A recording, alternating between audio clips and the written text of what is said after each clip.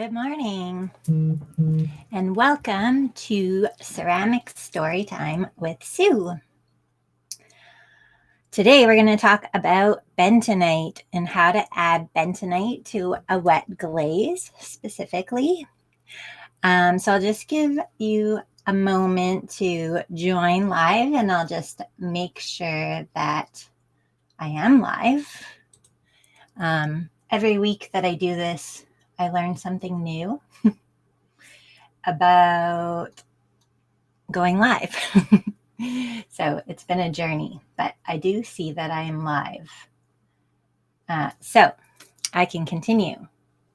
So if you're joining me live, please say hello in the comments section and just let me know that you can see and hear me, and then I will get started. So I thought I would take this opportunity to promote some potters that I've supported. So this morning, I'm going to share with you my coffee cup. This is a mug made by a BC potter named Cam Stewart. And when I was going to school at Kootenai School of the Arts, he came in and did just like a one-day hand building demo where he taught us his slab building techniques. So this is a wood-fired mug here, and I believe that the glaze is made from dug clay that he has dug out of the ground himself. So that's a Cam Stewart mug. And I'm not sure. I think he might still be out in the Kootenays. Yeah, it's been about 10 years. So, Cam, if you're watching, thanks for the mug. I love it and use it all the time. Oh, hi, Vinky. I see Vinky is here live, so that's awesome. Okay, so I'm going to get started. So, again, I'm going to read my blog post, How to Add Bentonite to a Wet Glaze. And if you'd like to follow along, you can go to the link that's scrolling across the bottom of the screen. It's bit.ly, bit.ly/adding bentonite. And that will bring you to my blog post, which I'm going to share on the screen here. Michael says hello from Belgium. Hello, Michael. Thank you for joining in. So Vinky and Michael are both on the other side of the world, and it's late for them. So I appreciate you guys joining me live here. So here we go. Here's my blog post. How to add bentonite to a wet glaze. And so this article was actually picked up and published by Ceramics Monthly magazine. And so it was published in the March 2020 issue in the Technophiles section. So that's kind of a cool thing as well. I had to condense the article in order to fit within the magazine's parameters. So a lot of my articles are 2,000 words and more. And so I had to bring this down to about 750 words for the Ceramics Monthly article. So that's always a challenge to write with less words. Vinky says, great to be here. Yeah, thank you. Thank you for joining. Okay, so I'm going to get started. And as I'm reading, please feel free to post your questions in the comments, and then I will answer them as I go. So how to add bentonite to a wet glaze. Oh, and you can also download this whole blog post as a PDF if you like. So if you go to the article bit.ly/adding bentonite, and then if you click this link here, then you can enter your email address, and then I'll send you a PDF of this article so you can keep it in your files. What is bentonite? Bentonite is a very fine particle clay that's often used as a suspending agent in our glazes.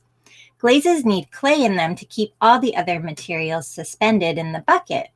If your glaze recipe doesn't have enough clay to stay suspended, it will hard pan, forming a hard, impossible to mix layer on the bottom of the bucket. Bentonite is a very powerful suspending agent, and 1 to 2% is usually enough to keep a glaze suspended. The warnings you get about bentonite. When I was in school and learning to mix my own glazes, I was warned, make sure you add bentonite to the dry materials and mix them together before you add any water. It was good advice. The reason for the warning is when bentonite gets wet, it swells and gels and sticks together and becomes tricky to incorporate into the rest of the glaze. If you were to weigh out some bentonite, dump it into a wet glaze and start mixing, the bentonite would clump together. You would have to sieve your glaze a couple of times to try to break those clumps apart so the glaze could be homogenized again. Nobody wants to do that, right? But what if you can't add the bentonite to your dry materials because you've already added water to your glaze? Keep reading, friends. A new way to mix glazes. So when I first learned to mix glazes, we would weigh out all the dry materials into a bucket and then add the water. This is called adding wet to dry. So we're adding the wet materials to the dry materials. Whenever I made a glaze that contained bentonite, taking my teacher's advice, I would add the bentonite as the last dry ingredient and then stir it in with the other dry ingredients before adding the water. This separates all the bentonite particles from each other. And when the particles are separate, they can't stick together, so they incorporate into the glaze like they're supposed to. The downside to this process is it produces a lot of dust in the air, which is a potential respiratory hazard. The dust from the glaze materials is harmful to the lungs, and avoiding dust clouds is a good studio practice. Then I heard that some people start mixing their glazes with the water already in the bucket. They add the dry materials directly to the water, called adding dry to wet. This reduces the amount of dust in the air by wetting the dry materials right away. Dry powder being dumped onto more dry powder creates a dusty environment. But dry powder dumped into a bucket of water is exposed to the air for a shorter amount of time. Once it's wet, it's no longer a respiratory hazard. Even if you're wearing a respirator, which you should be, anything you can do to reduce the amount of dust released into the air will be better for you and everyone around you. I happily adopted this new, healthier way of preparing glazes. My health is very important to me. But then, what about the bentonite? How to add bentonite to a wet glaze. So now that my procedure had changed, because safety first, I could no longer mix the bentonite with the dry materials first to separate the bentonite particles so they couldn't clump together. I mean, I could, but I didn't want to create unnecessary dust clouds. Since I was now adding dry to wet, I didn't know how to get the bentonite into the glaze. I asked around on various ceramic forums to see what other people were doing. What I found out was you can add bentonite directly to plain water. Thank you, Internet. It's so simple and convenient, I don't know why we aren't taught it from the beginning. At least I wasn't. Some people say that they add the bentonite to the water and then high-speed mix it right away. Others let it sit overnight. I do it a little bit differently. I add the bentonite and then I wait a couple of minutes. As I said earlier, bentonite will clump together if you add it to a wet glaze and try to mix it right away. That's because when the bentonite particles are partially wet, they attract each other and stick together. But if you add bentonite to plain water and then don't touch it, each of those tiny clay particles will become fully submerged with water on all sides. Once they're completely wet, the risk of them sticking together is gone, and they'll float freely around the water. The process is similar to slaking down dry clay, like when you're reclaiming trimmings. If you add dry trimmings to a lot of water and then leave them still, the clay will absorb the water and all the particles will break free from each other, creating a soft layer at the bottom that can be mixed into a smooth slip. But if you add a little bit of water to a bunch of damp or dry trimmings and then start mixing them around, the clay will stick together and become lumpy. The key is completely dry clay coming into contact with water and staying still until it can slake down. And the same is true for bentonite. So, adding bentonite during the glaze mixing process. So now when I mix a new batch of glaze that contains bentonite, I calculate how much bentonite is needed first and weigh it out. I start with water in the bucket and then I add the bentonite to the water. I usually highlight the bentonite on my recipe page so I usually highlight the bentonite on my recipe page so I don't forget to add it first. Then I leave the water undisturbed for a minute or two while I batch out the rest of the glaze recipe, which means convert the recipe from percentage to grams. By the time I'm done, the bentonite is slaked and ready to go. One way to tell if the bentonite is finished slaking is it will have all sunk to the bottom of the bucket. There should be no more bentonite floating on top. And also, as the bentonite slakes down, bubbles will often appear on the surface. If it's still bubbling, it's not ready yet. If it has all sunk and stopped bubbling, you're probably good to go. You can high-speed mix if you want, but my glaze mixing space is very small and I don't have room for mixing tools on my counter while I'm weighing out dry materials. The mixing comes after all the materials have been added. So now adding bentonite to a glaze that's already wet. So this is after the glaze has been mixed and mixed with water. If I need to add bentonite to a glaze after it's been mixed to fix a hard panning issue, for example, I just weigh out the bentonite, usually 1% of the dry glaze weight, sprinkle it into a small amount of water, and wait for it to slake down. You want enough water to fully cover the bentonite. In this example, in these photos here, I added 50 grams of bentonite to 200 grams of water. That's a 4-to-1 ratio of water to dry bentonite. I wouldn't use much less water than that because you want the bentonite to fully submerge. You don't need to weigh your water. I'm just like that.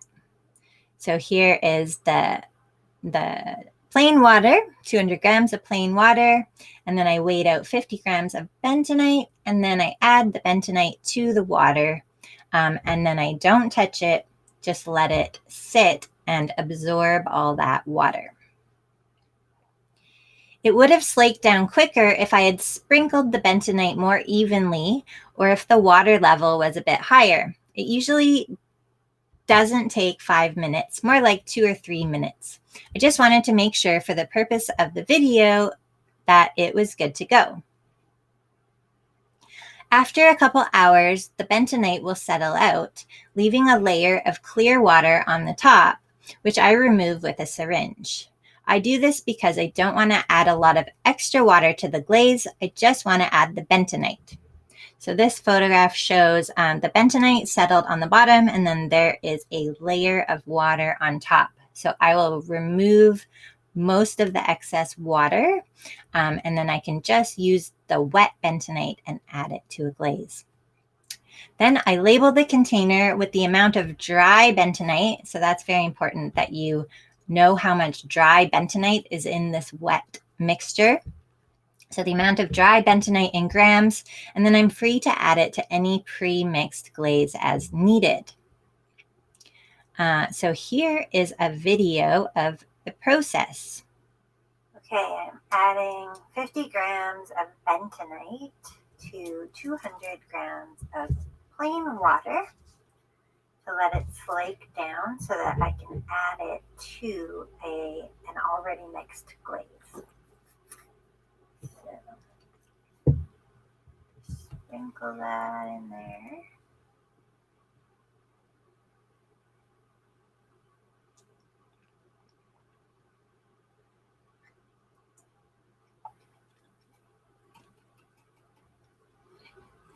Okay, so you can see the weight on the scale is now 250 grams. I added 50 grams of bentonite to 200 grams of water.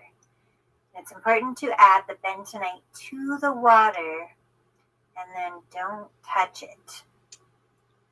So I have a stopwatch going.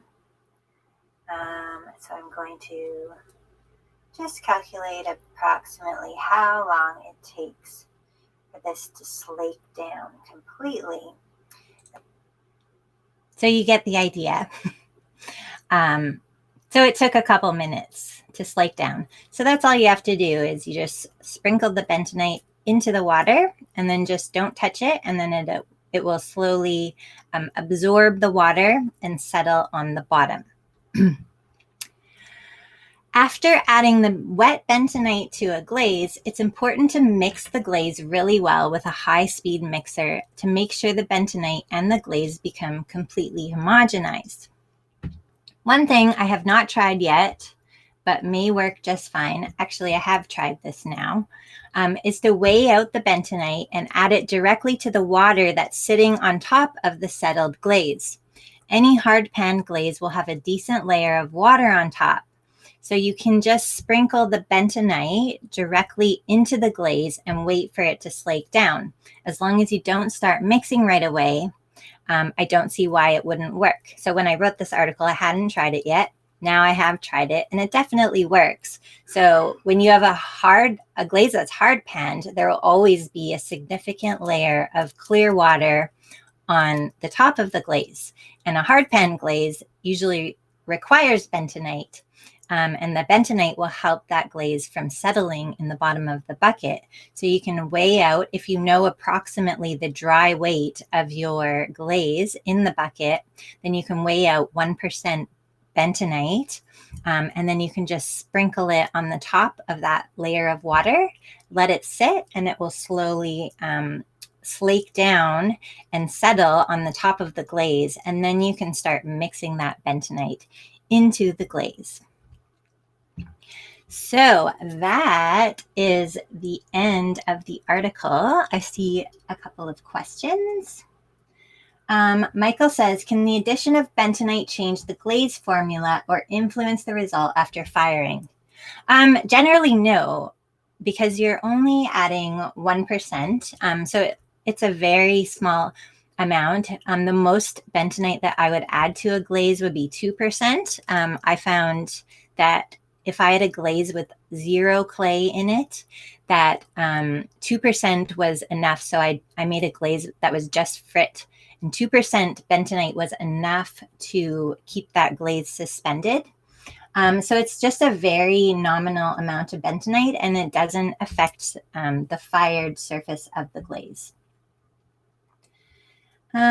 What bentonite can do is help to bind the glaze. So if your glaze is super powdery, after it dries, so you dip your pot, the glaze dries, and then it's like really dusty and powdery, that's usually because there's nothing binding those particles together. When there's no clay in a glaze recipe, the clay is like the binder that kind of holds everything together. And so adding bentonite to a glaze that has minimal clay in it and is super powdery can help with so that the glaze isn't so powdery. So when you're loading the kiln, you're not getting the glaze all over your hands and then transferring it to other pots, etc.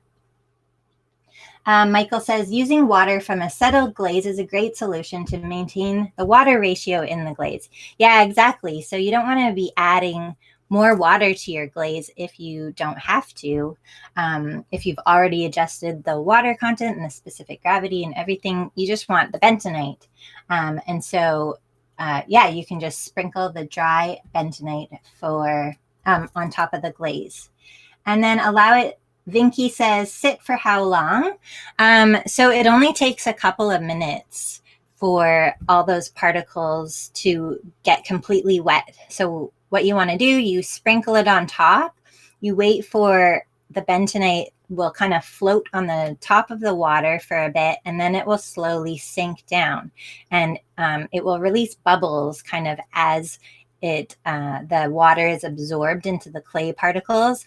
And so once all the bentonite has sunk from the top layer of water, sunk into the water and there's no more bubbles, then you can mix it in. And I would use a high-speed mixer for sure.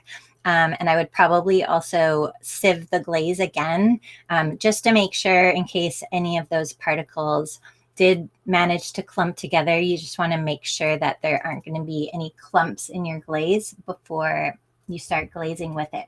So I would mix, high-speed mix and sieve after adding bentonite. So if there are any more questions, I am happy to answer them.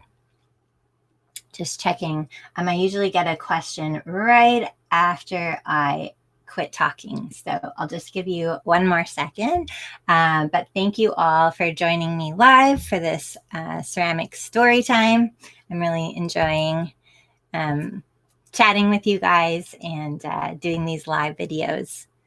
Oh, Melissa is here. Yay. Hi, Melissa. Melissa says, so glad I had the time to tune in. Great info as always and timely too. Winky face. So it sounds like Melissa might have a glaze that could use a bit of bentonite.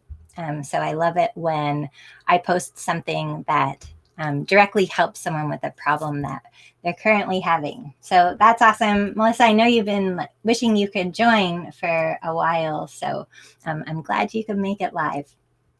Wonderful. Okay, so if there are no more questions, I will let you guys go. This video will be available in the Facebook group, and then I'm also going to post it up on my blog post, and there will be an audio version as well if you want to just put your headphones in and listen to some ceramic story time. That is great too. Vinky says, thank you so much, Sue, as always, amazing. Thank you, Vinky. It means a lot that you come to these lives from the other side of the world. So with that, hope you all have a good weekend, and I will see you next week for another story time. Oh, I see another question. I always get a question right at the end. So Michael says, is it also a good idea to add bentonite to bat wash?